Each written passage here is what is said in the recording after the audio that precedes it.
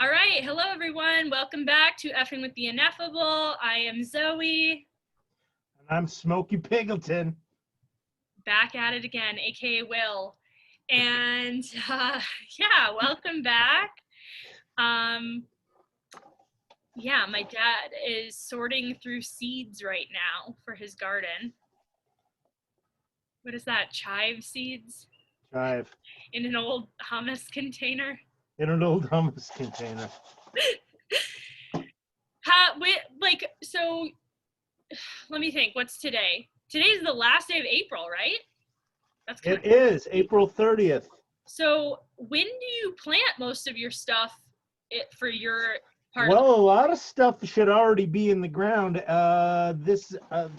The final frost dates in our area is around April 20th. But surprisingly, there was a couple frosts since then. So I'm glad I didn't get everything quite in the ground yet. Yeah. But I'm getting stuff out there. Today's kind of a windy day, which is not a great day, I guess, for transplanting because it tends to dry things out. But it did rain hard here last night. That's good. So yeah, that was good. We needed some rain. So yeah, I'm just sorting through It's my finally butternuts.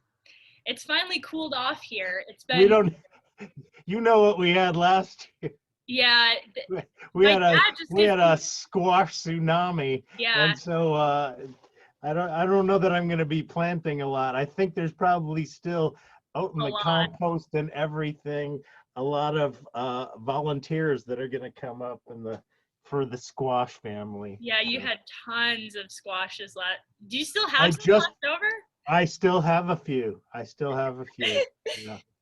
You'd be a good like when I read stuff like Little House on the Prairie and whatever, like they have like their root cellar where they put all the roots for like, the I was whole year. thinking about digging a root cellar. Yeah. It's not a bad idea. I mean, you have a garage, so but I mean, you have more room But in a a root root cellar. cellar is something that's like actually down into the ground. Yeah, We have that porch out back.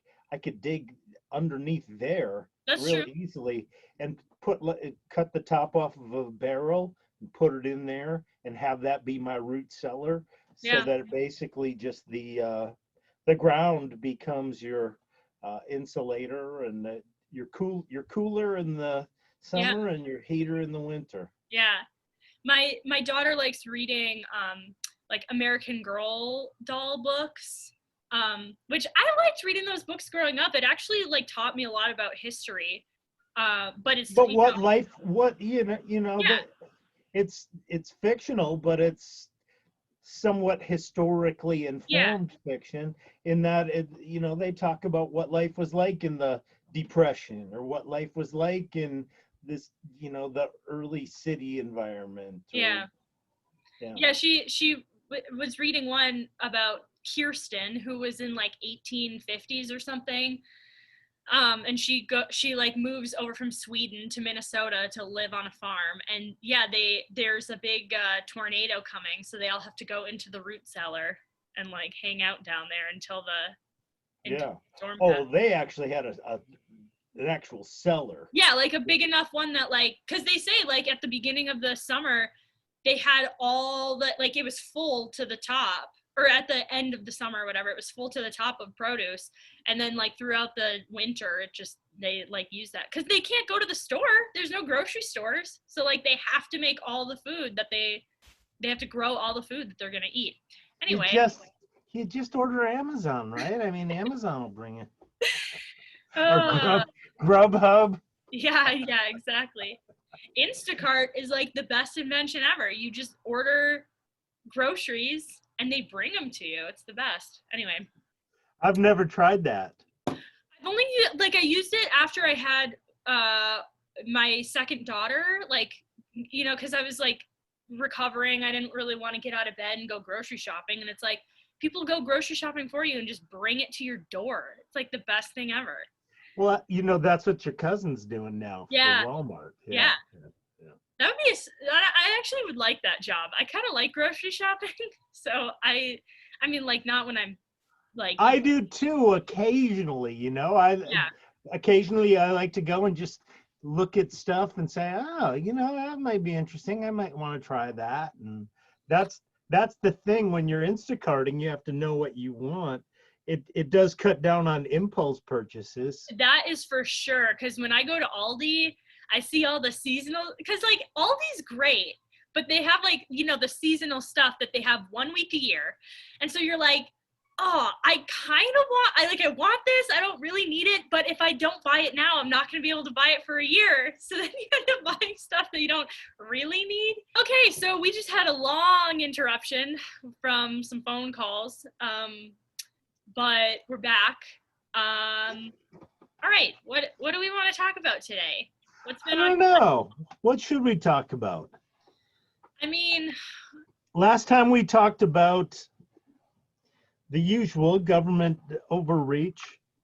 Oh, did you hear anything about Joe Biden's new plans? He's taking credit for the end of COVID, which might have actually run its course naturally, but for sure has been suppressed mightily by the vaccinations, which he didn't have anything to do with. yeah, he got the In vaccination. which really I've heard the government didn't have as much to do with.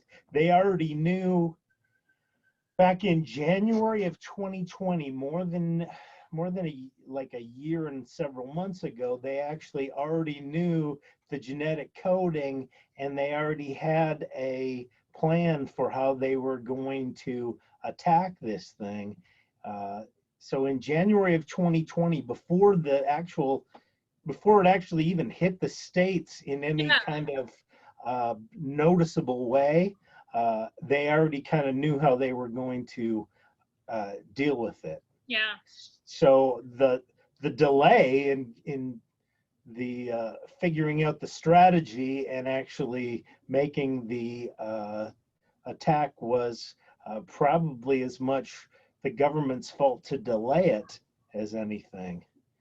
Making sure that they had all the trials and all that stuff, which is, that's important. Actually, that's kind of an interesting topic. Is like, so I've been learning a lot recently about drug categorizations, like especially for pregnancy. Like they have, so pregnancy drugs are, I'm reading this book right now called Expecting Better. I actually just finished it. It's a good book. Building Back Better. Expecting Better. This woman is an economist, and she had 2 children, and she wanted to do a lot of research on stuff like, they tell pregnant women like no more than 2 cups of coffee a day, and she was like, okay, well, what's like the research for that? Like why do they How make big of a cup can you that is can you go the quart size? even my cup, this is peppermint tea, which is my favorite lately, but this is this will hold a pot and a half. So anyway, she started doing all this research into like the studies behind all these recommendations. And one of the things she talks about is drug categorizations for pregnancy. It's interesting because the categories are extremely strict, especially in the US, more so than in other countries. There's usually A, B, C, I think it's A, B, C, D, and then category X. So A is like pretty much you have like something is like proven completely safe. There's almost nothing in that category.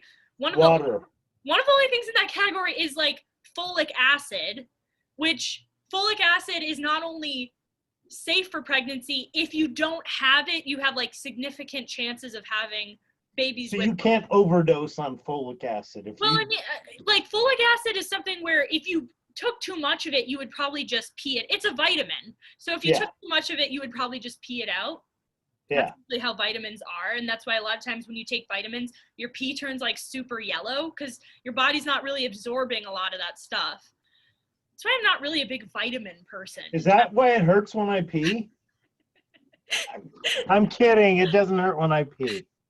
So anyway, so category A, there's almost nothing in it. Category B is like, stuff has to be pretty safe to be in category B, but there's not quite as much research as category A. So something like Tylenol would be in category B. Like there's never been like a demonstrated negative effect, but it, whatever. But you want to exercise caution. Yeah. You don't, I mean, like you can overdose on Tylenol, obviously. So Actually, Tylenol is one of those things that actually can kill you. yeah. So, I mean, you want to be careful. Category C, though, is interesting because almost everything falls into category C. Category C is either there's been like tests in human beings where there hasn't been like they haven't shown any negative consequences, but it's not quite enough information to make a determination that it's safe, or even that like there have been animal tests that have shown harm to fetuses in animals, but it's never been tested in humans. And she was making the point that like this category is almost too broad. Like category C, you almost have to look up every drug in category C that you're considering taking, because sometimes it's like, well, if it's been tested in humans and never shown any negative consequences, then like it's probably okay. If it's never been tested in humans and all the animal tests have shown negative consequences, then like it's maybe not okay to take. Maybe you should go in category red flag exit. So then category D is like there's been shown to have negative consequences, but sometimes the positives outweigh the negatives in that case. Like there's certain ones like I think maybe like what was the example she gave? It's just kind of like what they recently said about the Johnson & Johnson vaccine. It's like, well, 6 people out of 3 million got some sort of vascular issue, and so you might want to watch for it. But it's probably more important to get vaccinated against the COVID than it is. It's probably more beneficial than not. Yeah. I think there's certain disease, like I think there's maybe some like diabetes medications that like are in that category where it's like it might hurt your fetus, but if you don't take it, you're probably gonna die, so you should probably take it. And then category X is like you absolutely should not take it ever if pregnant. Yeah. Which one of those things is like Accutane, which is a acne medicine. Acne medication. Accutane has been shown to be so harmful to fetuses that you actually are required to take birth control if you take Accutane, which is interesting. Wow. So anyway, I thought that was interesting that, like, it's interesting that we really in the US right now only have one kind of government agency that's responsible for categorizing all these drugs, right? Like the FDA. Right. If they had privatized agencies, that would certainly give them incentive to do more research on all of those things like category C, where it's like, hey, maybe a different agency would categorize these things differently so that it could be a little more clear, like, is this actually safe to take? Is it not? Like, when do the benefits outweigh the risks? That kind of stuff. But now the counter argument would be that those private agencies would be more vulnerable to big pharma trying to push in one way or another. Yes. However, I think that that's also true of the FDA. I mean, like, Yeah, right. That's right. It's not like the government is immune to corruption, obviously. What? What are you talking about? So that's why, my husband and I were talking about this the other day. Some people make the argument like, oh, if you never had any regulation, then people would start putting cocaine in baby formula, or like, just start cutting. That'd be interesting. Start cutting drugs with like, start cutting your aspirin with like meth so that you would get addicted to it or whatever. But it's like, that's actually not like a capitalistic view of things, because if you are thinking as like a business person, I want to have like a long-term business, I want to make like a long-term profit, as soon as somebody finds out that you're putting cocaine in your baby formula, not only are they not going to buy it, but the internet exists. They're going to spread the word, and you're going to lose all of your customers. So it's kind of I think it's kind of the same thing with like those private agencies. There are certain ones that might be prone to corruption or whatever. But as soon as that information comes out, like, then you're not going to be a trustworthy name. And so, like, who's going to use you as a private agency? It's kind of like we've talked about this before when we talked about licensing. But even like so in the book, she talks about midwives and the categorizations for midwives. There's like certified nurse midwives, which are people who went through nursing school and then went on for further training to become a midwife.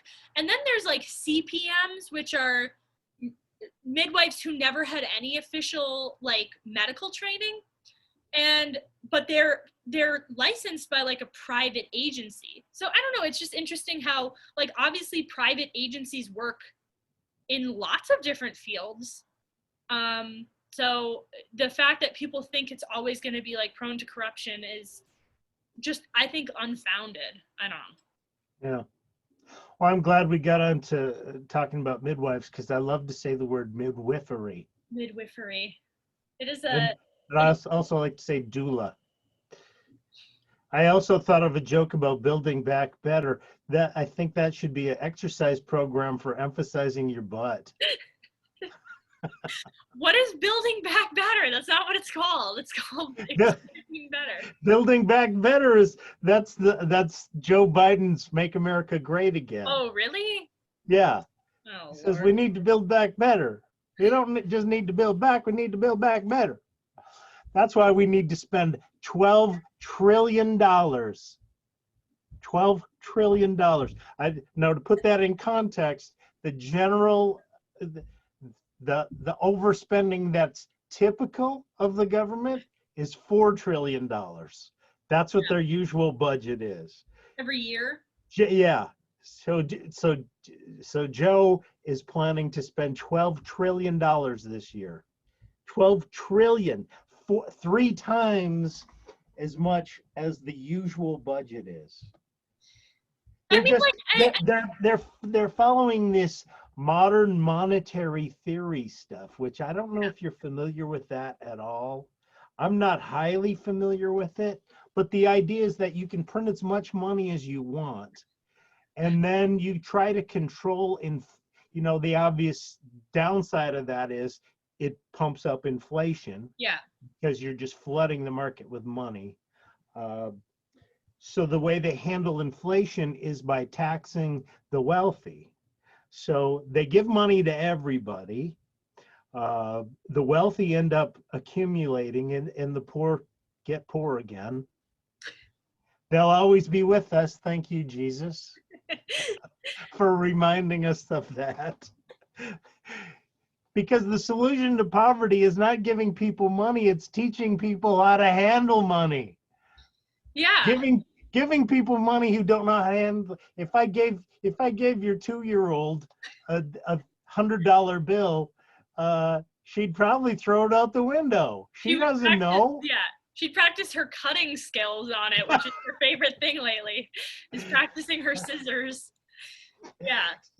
So yeah, that's the problem. That's why the poor are always going to be with us, because some people are always going to make bad choices about how they handle their money, and they're going to make bad choices about not bothering to earn money. Yeah. And part of that goes hand in hand. I know that from my history, the money that I've had to work hard to earn,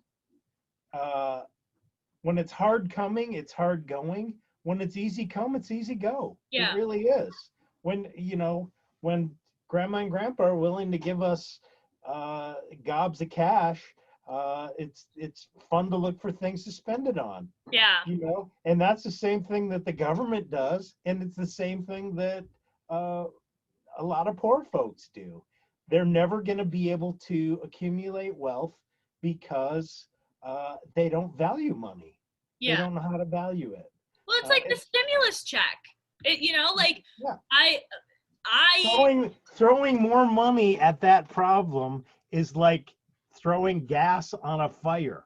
yeah, You yeah, know, you got to teach people how to contain the fire, not how to build a bigger one.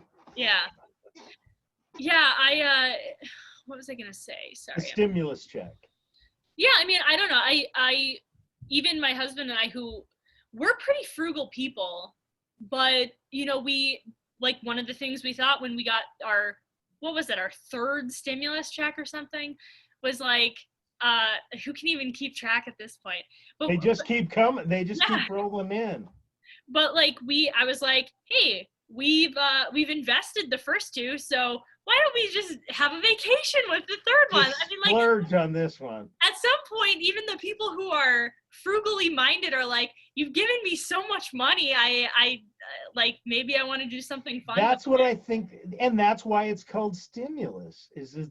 They give you so much money that it's like, well, it doesn't even make sense to save it. We need to spend it, especially in a something where it's so set up to be inflationary and there's so little interest. Why would you save the money? You're not getting any money on the interest. Yeah. The materials that you buy are probably going to be more expensive. Next time the stimulus check rolls around, people are going to say, oh, we can sell this for even more. People got money falling out of their ears. Yeah. It's, let's raise the prices. That's how the inflation's going to happen. In that situation, you're more better.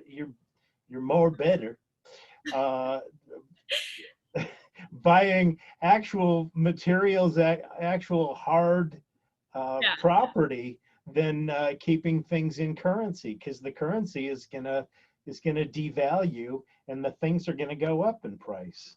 This cup, since we've been talking, it's gone from being something that you could pick up at a Goodwill to a collector's item.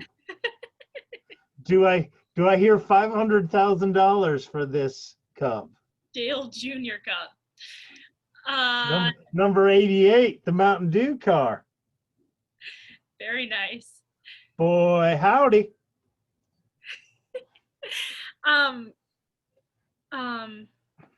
Gosh, sorry, my brain is just dead today.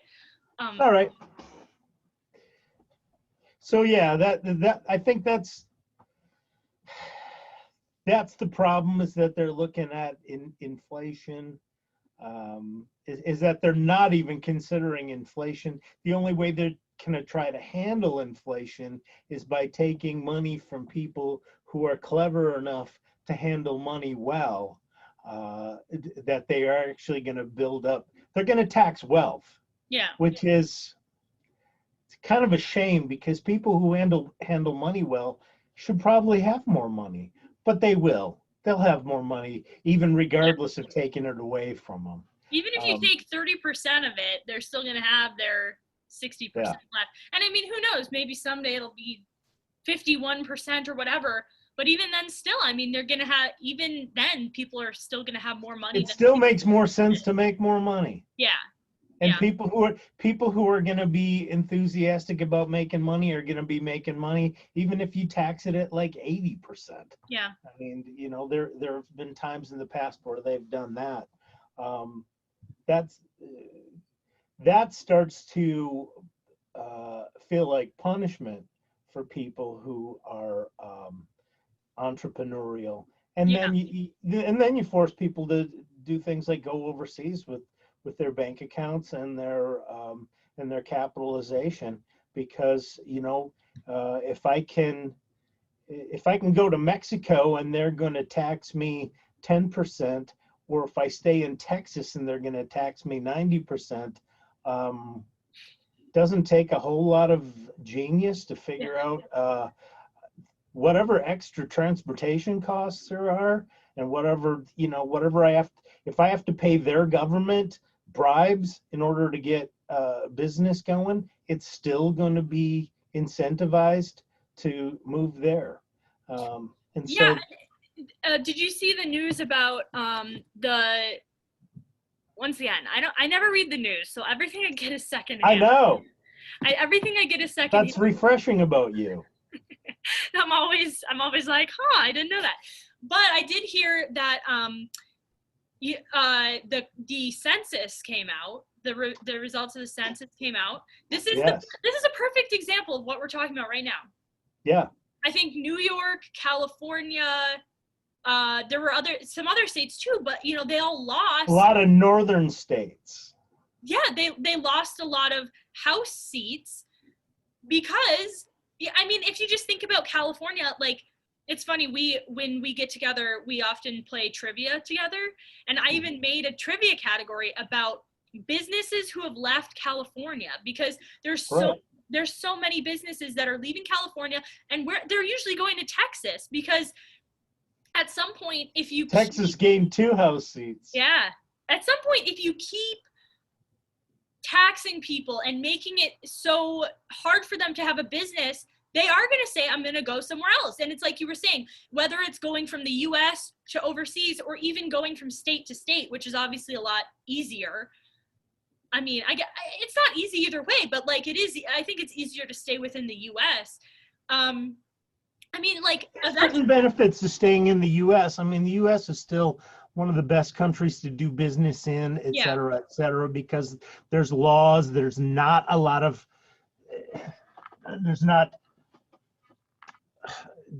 absurd government corruption like there is a lot of places. Yeah. You know, where it's like, oh, you want a permit? We could get you one in 4 years. Yeah. Or if you have $2,000, we could get you one next month. It's like, $2,000. Here you go. I mean, it's just the cost of doing business. Yeah. You know, so, and that's the problem, is that if the feds keep making the cost of doing business so prohibitive, they're going to drive business away. You know, and then they always complain. It's like, oh, these greedy bastards who move their businesses someplace else. Capitalism is about profit. Yeah. People who work want to make a profit. They want income from their work. Yeah. And the more work they do, the more profit they want to make, not less. Yeah. Not be punished for being successful. You know, so if you punish people for being successful, pretty soon people are going to go try to succeed someplace else. Yeah. You know, my husband and I were talking about that whole Exodus thing though too.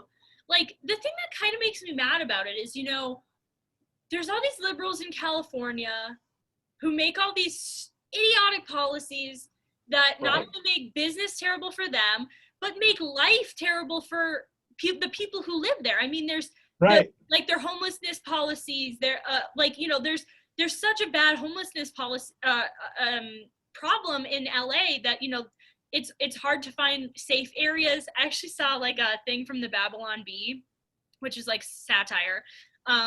But it was talking about the Oscars, and it said, like, homeless man feels unsafe when a bunch of like drug addicts and perverts show up on his doorstep. And it was like, you know, all the celebrities coming for the Oscars.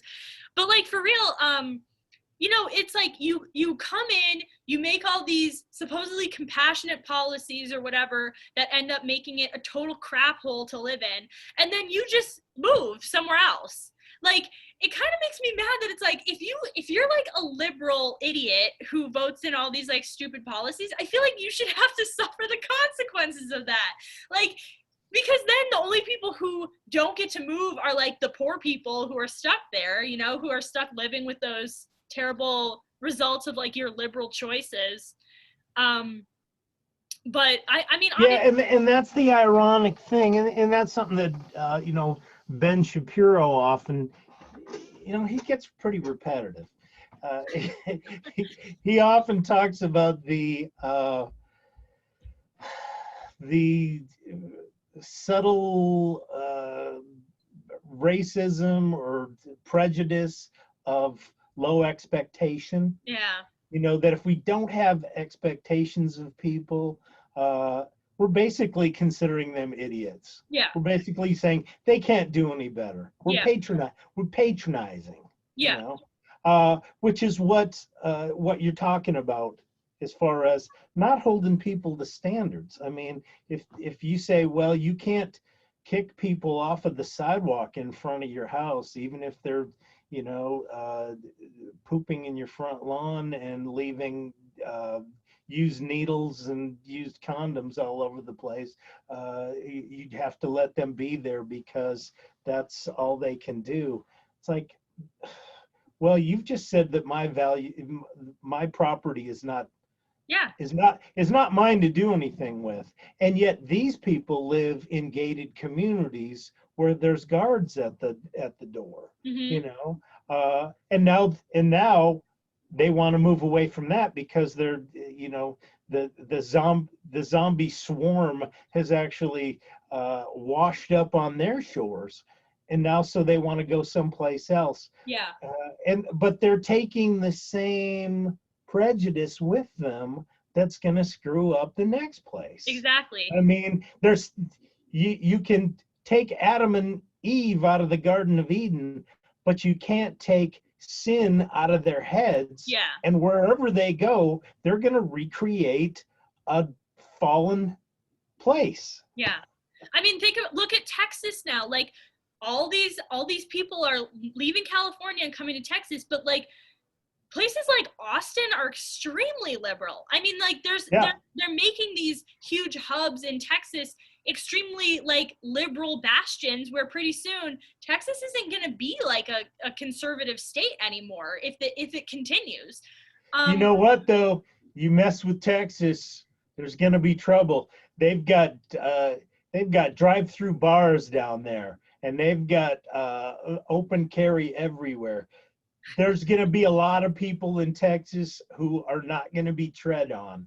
If people in Austin are going to be dipsticks about stuff, the rest of the state will just succeed. I mean, they'll just say, you know what? Now we've got. You want DC to be a state? I want Austin to be a state. Yeah.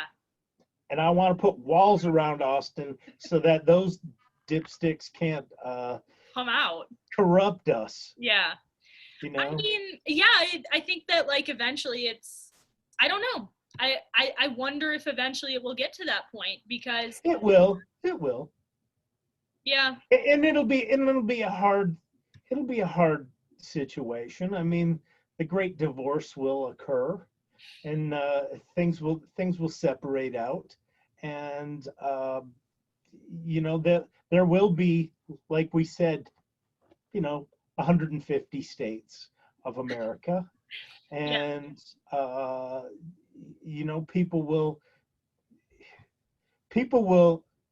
fill up their outhouses and want to move. Yeah. And you know, there may come a time when people say, you know what, we don't want you moving here. Your money isn't good here because you guys got a lot of money because you print a lot of money, but your money isn't good here anymore because you guys just print money and spend it for whatever you want, usually to ruin things. Well, I've been wondering a lot about, so I have almost no idea how any of this works, but do you know much about like cryptocurrency? I believe it has to do with what they call blockchains, which are strings of computation that go on, and there's certain strings of computation that are held to be of some value because they're unique, and you know, if you own a certain string of computations, that's like your cryptocurrency. Yeah. It's voodoo.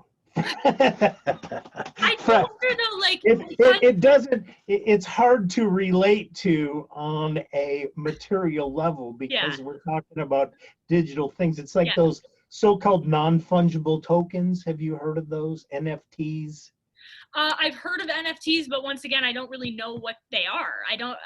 Like this It's a is like it's a digital creation that is, super elaborate, and people are selling these data sets that are basically uh, they're non-fungible, meaning you can't hold them in your hand, but it's something that they consider to be of some value yeah. as a data set. So there are people who are creating things like, you know, highly elaborate chrysanthemum representations or something like that, and then they're selling them. I just saw today that some girl called the disaster, what was she called, disaster girl or something like that. It's a meme where Mm. this cute little girl is standing in front of this house on fire. She apparently sold that for $500,000. That image. Wow. $500,000.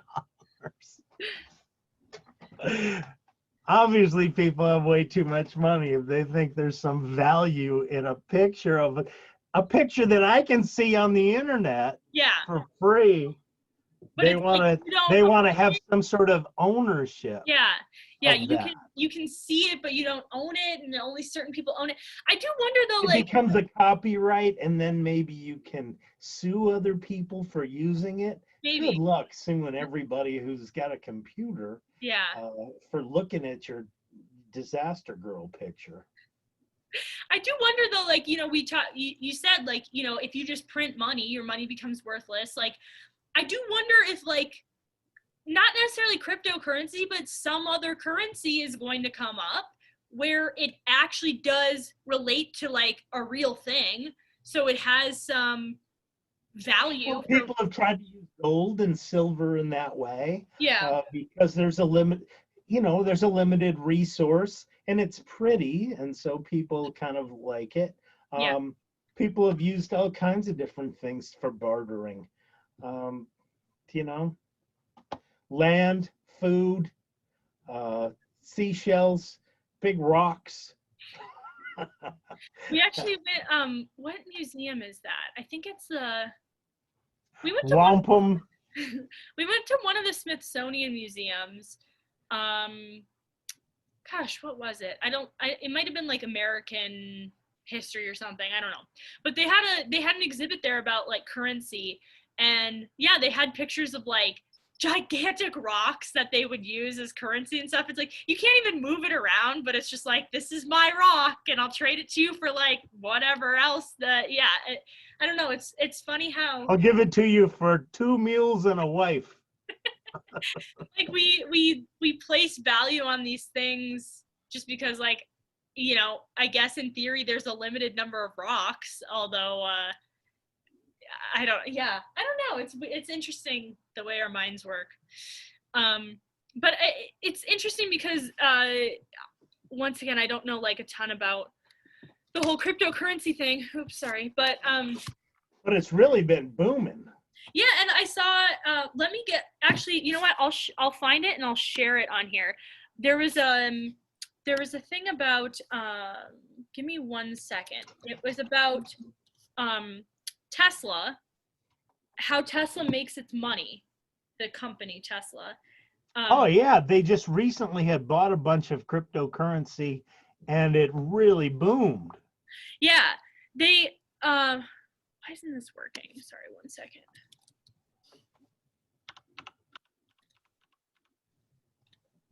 Sorry, give me 1 second here.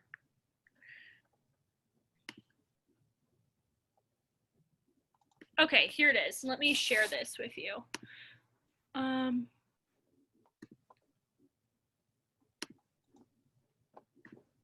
All right, can you see that? No, I was looking at something else myself. Oh yeah, how Tesla makes its money. Tesla makes its money. So this is the breakdown of the Q1 2021 financials. Where do they talk here about automotive revenues? I think it's regulatory credit. Services and other. So Tesla also booked a $101 million of profit from sales of Bitcoin, which the company bought a chunk of earlier this year. So far, this has proved a smart move for Musk, although we're not sure how operational you can consider trading cryptocurrency is. But I think that it's not operational in terms of being productive. It's speculative. It's speculative. It's like investing in gold. You know, is gold operationally worthwhile? Are there really ways that you can use gold that are going to be of that kind of value? No, it's completely speculative right now. It's just a storehouse for value is what it is. It's not really of value, just in the same way that a coin or a bill, $100 bill, you know, in actuality, if there wasn't, if people didn't say it's worth $100, you know, it'd be something for 2-year-olds to cut up. And because it's a piece of paper. And my kids love cutting paper. They take all the printer paper and cut it up all day long. And I mean, like, it's just one more pretty piece of paper, but we, you know. But we all have confidence that it's worth something. For now.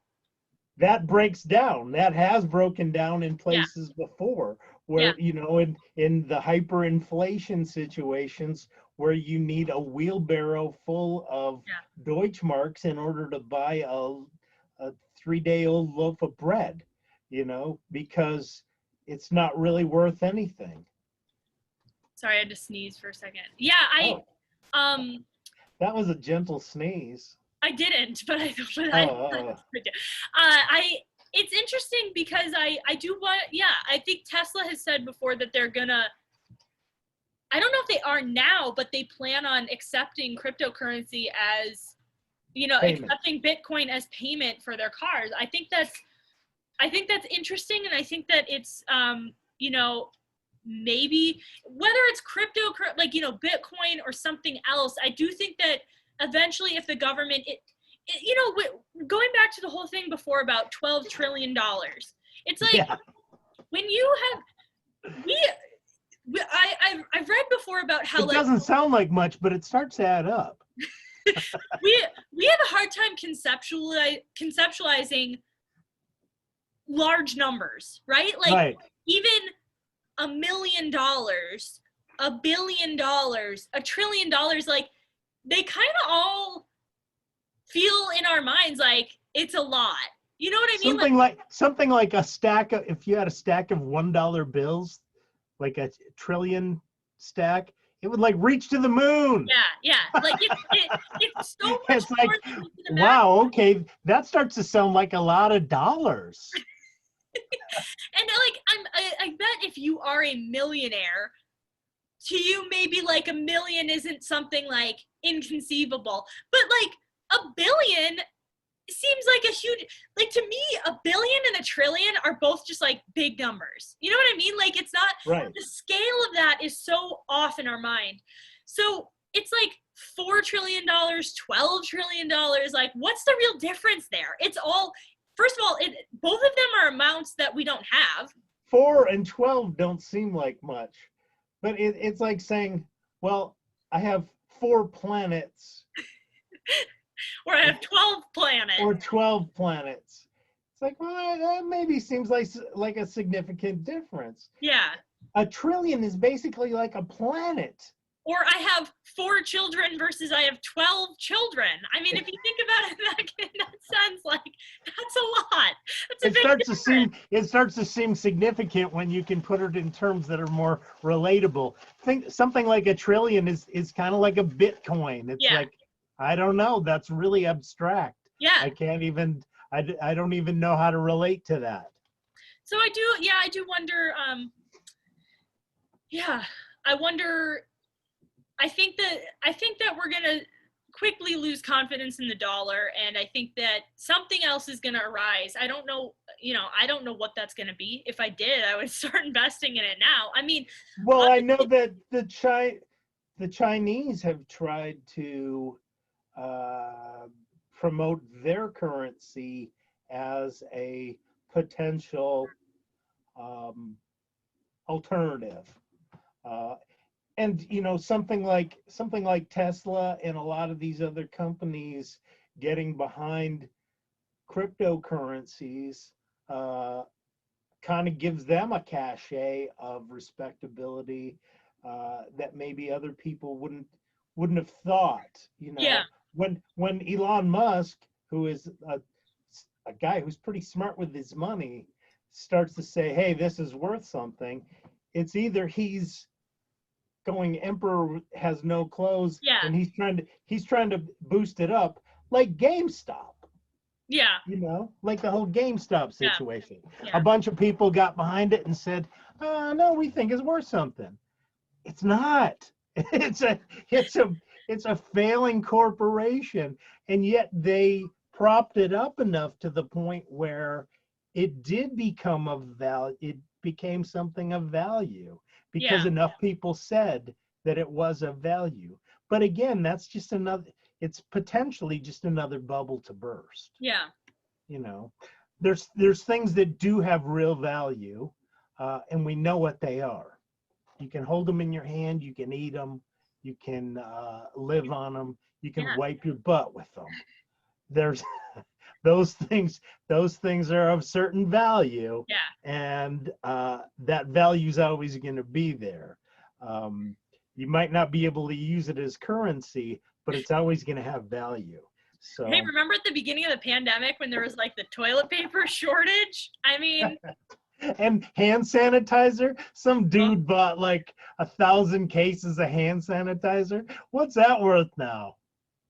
like, He was trying to exploit the market. Yeah. It's the same thing that the government does. It's the same thing that Elon Musk does.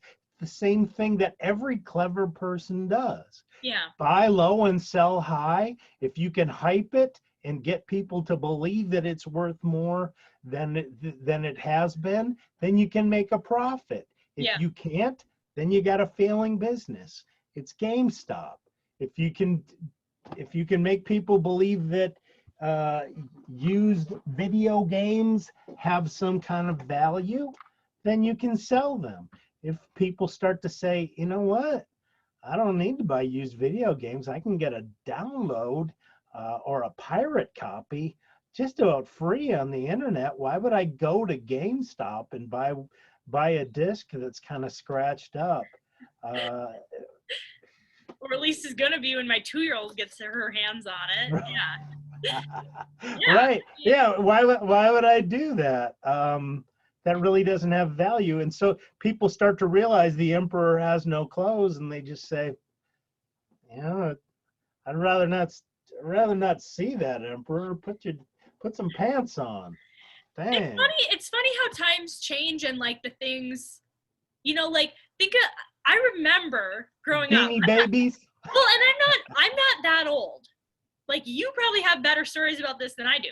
But I remember growing up and having friends who had big VHS collections, right? Like, they would have tons of VHSs, and it's like, oh, I can watch all these movies on my VHSs. I got CDs and DVDs in the other room that speak to my overvaluing of software. Yeah. But I mean, like, so now my family, we don't own, I'm trying to think if we own, the only DVDs we own are, I think, like a DVD with like wedding pictures on it, or a DVD with like, so like a whole movie or something. All the media that we own digitally. Like, when my kids want to buy a movie, we buy it on usually Amazon Prime, and then we have all of our movies, like, they're on Amazon Prime, and we don't really like own that many, because once again, you can stream almost anything that you want to watch, so it's like, what's the point? It's mainly like for road trips and stuff. We'll buy a movie occasionally, but it's like, it's just interesting how it went from like, it used to be like Betamax or whatever. I'm sure there was stuff before that, and then it was like VHSs, and then it was DVDs, and now it's like pretty soon, like, all that stuff just becomes so irrelevant, especially because a DVD can get scratched. I mean, I remember growing up, I used to go to Family Video all the time, and get movies from there. And it's like half the time you would get home and it would be so scratched up, it wouldn't even work. And it was like such a disappointment, or be like skipping to around. take it back, and they would like, they Clean would it. have those buffers and Yeah. clean them up. Yeah. Yeah, and I mean, like, I own some CDs just because my kids like to listen to stuff in the car. But really, like, it's just so, when you're like, man, this can get scratched, I could, otherwise I could just put it on my phone and have it forever, and it will never get scratched. It will never, like, start skipping or losing value or whatever. So the question is Bitcoin, are non-fungible tokens, things like that, are those just the informational equivalents of tulips back in Holland back in the day? Are those the equivalent of Beanie Babies, or Yeah. Pokemon cards, or baseball cards, or comic books, Yeah. or action figures, or what, Pet rocks. beta tapes, different things that people have considered of value through the years that came and went. Yeah. Is Bitcoin going to be something like that? As computing power becomes more and more readily available, Bitcoin is going to become less and less valuable. You're going to be able to generate more blockchains more quickly with bigger computers, and do your data mining or your coin mining or whatever you call it, and so the value will go down. Right now, it's a hot commodity, like $50,000 for a Bitcoin or something like that, and it went up like from 11,000 to 50,000 in like a matter of a couple months.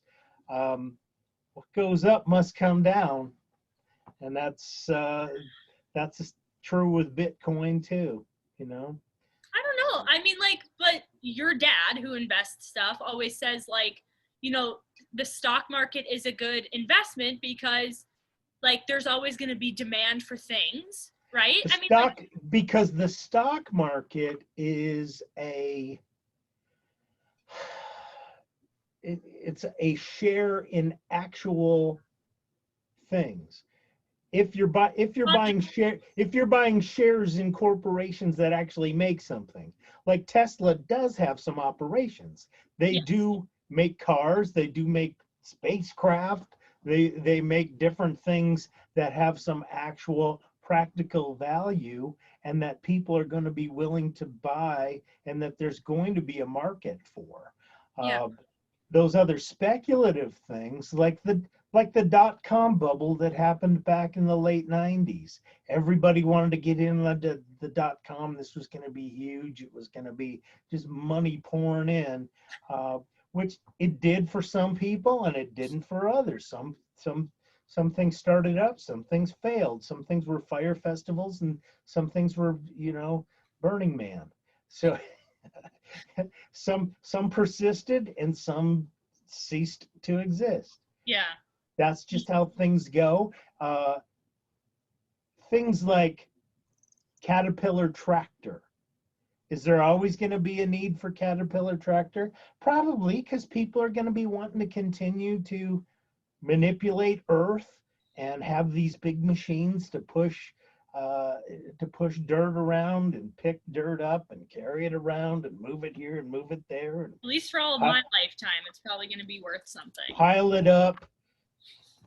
Probably going to be worth more with there's one thing that Mark Twain said is, by land, they're not making it anymore. Yeah, that is true. Yeah. There's actually, at this point, with the, if there's something to the global climate crisis, and there probably is, with the coastal areas being Shrinking. impinged on by the rising tides, there's going to be less land. Yeah. Less land on the coast. People who live on the coast, pretty soon they're going to own land that's underwater. Yeah. Enjoy. This underwater land, I don't know what what good it's gonna do you, how much value it's gonna have, but people love to live in Florida. Yeah. On the coast. The entirety of Florida, the highest area of Florida is probably the Matterhorn in Disney World. Yeah. Everything else is like Swamp. pretty much at sea level. Yeah. And so if sea level rises, there's going to be a lot of Florida that's going to be new ocean. It's funny that my husband and I were talking about that too with the whole change of the census thing. You said like a lot of northern states are losing seats, but it's funny. It's like if you really believe that climate change is like impending doom and like we are going to have these problems in the next decade, wouldn't you want to buy land in like Alberta? You know what I mean? Like wouldn't you want to buy land in like in the far north where in Alaska? If there's gonna be another global tropical age, just like an ice age, aren't you gonna want to own rainforests in Alaska when that all comes down? If you want a long-term investment, that's probably a good one. Yeah, I do. Yeah, I don't know if that's just short-sightedness or if it's just like people not really believing that it's gonna be. It's boiled froggedness. Those areas. You know why I left? Yes, I do. Yeah. The global warming wasn't happening fast enough for me. Yeah. To stay comfortable with 10-foot snow drifts. Yeah. Someday I may be able to plant date palms at Grandma and Grandpa's house. Yeah. Banana trees, great. The banana belt of the UP, awesome. Well, at that point, I might migrate back. Yeah, I might again leave Canaan and go back to Ur of the Chaldeans. Yeah. But right now, I'm pretty settled here. I have a friend who just yesterday, her husband, like her husband's grandparents had a summer home like up in the Upper Peninsula of Michigan, like where we used to be. And so she's like, he loves Upper Michigan. It's the best. He like has all these ideal notions of it, but she's like, he's never been there in the winter. I was like, yeah, that makes sense. That's how you sustain an ideal notion. Exactly. I was like, if you never have to pick up a shovel, the UP is pretty awesome. If you're there between May and September, it's a great place to be. It's great. Yeah. It's just all the rest of the year is like hellish. It is. It's like living in a frozen desert. Yeah. It's like it's forbidding to go outside. The wind hurts your face.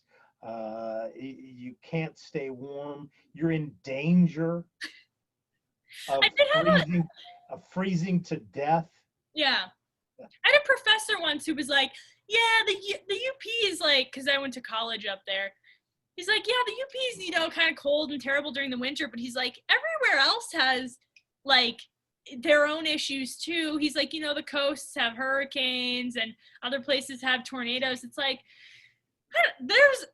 there is no Eden left on Earth anymore, but there are certainly more Edenic places than the UP. I don't know, like the Great Smokies. For me, there was. The Great Smokies of Tennessee, like, there's not a lot of drawbacks to living, up in You got bears. I guess. We had bears in the UP. I mean, like, not as much, maybe, but, yeah, I don't know. Anyway. maybe we've reached the end of this conversation. I don't know. Have we? Do we feel like we've exhausted our enthusiasm? I don't know. I've exhausted my I don't want to talk more pessimistically about the decline of our dollar. I mean, it's, Is it it'll be fine. pessimistically or is it? I mean, it's realistic. I think it's an important thing to be aware of. Clearly, it's not something that's directing a lot of governmental action right now, but I think it's important to consider that dollars may not be worth the paper they're printed on in at some point in the not too near future, and maybe you ought to diversify. If all you're doing is saving all your money or counting on dollars to be of any value, it may be that the government, at some point, the government is not able to print enough money to be able to buy things anymore. Yeah. That's, right now, people have faith in the dollar as being something that's of value and something that's got something solid underneath it. But if they keep printing the hell out of it, eventually it's just going to be, trash. It's going to be napkins on the highway. It's like, Yeah. who wants to even pick it up? It'll be like SpongeBob when he invents the pretty patties, and Mr. Krabs comes by and says, "SpongeBob, you've got a huge line. You must be making lots of money." It's like, yeah, it's been a real problem, Mr. Krabs. We didn't know what to do with all the money. At first, we were trying to bury it, but that became too burdensome, and then we were burning it, and that created too much smoke. Now we just give it away. And Mr. Krabs is like, "What?" I forgot. Money, eh? With my spatula. Your memory of SpongeBob episodes is pretty good. I only watched them about 1,000 times when you kids were growing up. I still remember when SpongeBob first premiered. I Do don't. ya? I have a pretty bad memory, but I do remember that SpongeBob. Who lives in a pineapple under the sea? All right, I think this is. I'm calling it. This is done. All right, we're calling it. That's it. All right. Thanks for It's joining over. us. I hope you. I don't know. You find out what the next currency is going to be, and if you find out, let us know in the comments. Let us know in the chat. Yeah, so we can invest too. Hey, it's tomorrow. Well, by the time this comes out, it'll be May, which is the month of Mary. May Day, May Day. Say some extra prayers for Mary this month. Yeah, it's gonna be a good month. I'm looking forward to it. So Yeah. Yeah. Good. I'm glad you have that attitude. That's Yeah. Good. Every month has things that get better and better. So That's like I said last time, that's what Father Dan said, is even if things come up that don't seem to be in our favor, we have to always say thank you. There must be something there that we either need to learn or grow through or benefit from in some way. yeah. It's all grist for the mill. Yeah. It's fun. Every night we do prayer together, and the first thing we make our kids say is like what they're thankful for. It's just funny that sometimes they're like, I can't think of anything that I'm thankful for. It's like, you can't think of anything you did today that you're thankful for? Like, we make them sit there and think about it. Are you thankful that I haven't hit you yet? That. There we go. Thanks, Mom. My 2-year-old every night says the same thing. She says, I'm thankful for, she points to all of us and says, you and you and you and Grandpa John and Nona every night, wow. which is my grandparents. I don't know why those two people, but every night she says, you and you and you and Grandpa John and Nona every night. Oh, that's sweet. Yeah. I hope Nona's watching this. I'm sure that will tickle her. I'll send it to her. All right. Thanks, everyone, for joining us, and we'll talk to you next time. Be good. Be kind. Be careful. Bye. Be bold.